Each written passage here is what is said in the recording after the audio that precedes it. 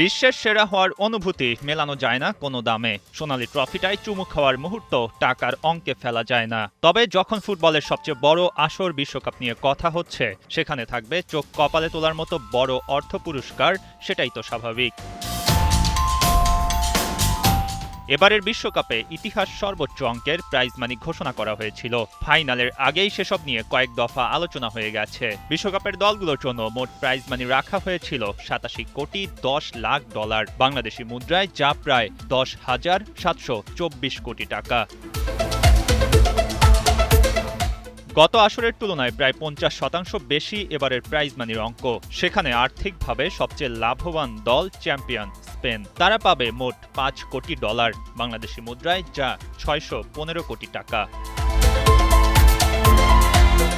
Runners up Lionel মেসির দল Argentina পাচ্ছে $3,30,00,000 বাংলাদেশি মুদ্রায়, যা 406 কোটি টাকা। তৃতীয় স্থান নির্ধারণকারী ইংল্যান্ড পাচ্ছে $2,90,00,000, যা প্রায় 357 কোটি টাকা। চতুর্থ হওয়া ফ্রান্সের ঝুলিতে যাচ্ছে $2,70,00,000 বা 332 কোটি টাকা।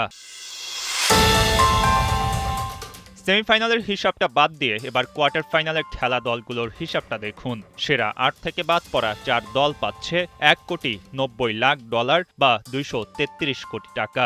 শেষ 16 থেকে বাদ পড়া 8 দল পাবে $1,50,00,000 বা 184 কোটি টাকা।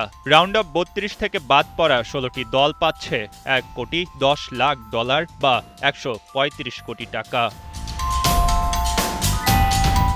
বিশ্বকাপে শুধু গ্রুপ পর্ব খেলেই বাদ পড়ে যাওয়া দলগুলোকে হতাশ করেনি ফিফা। প্রত্যেক দলের জন্য ছিল $90,00,000 বা 110 কোটি টাকা। শুধু এই অর্থ দিয়েই ক্ষান্ত হয়নি ফুটবলের নিয়ন্ত্রক সংস্থাটি। বিশ্বকাপের শুরুতে প্রতিটি দল থাকা, খাওয়া, অন্যান্য সুযোগ সুবিধার জন্য $1,50,00,000 করে পেয়েছে। তাই অর্থের হিসাবে কেউ নিরাশ হবে তেমনটি হয়তো এবারের বিশ্বকাপে একেবারেই দেখা যায়নি।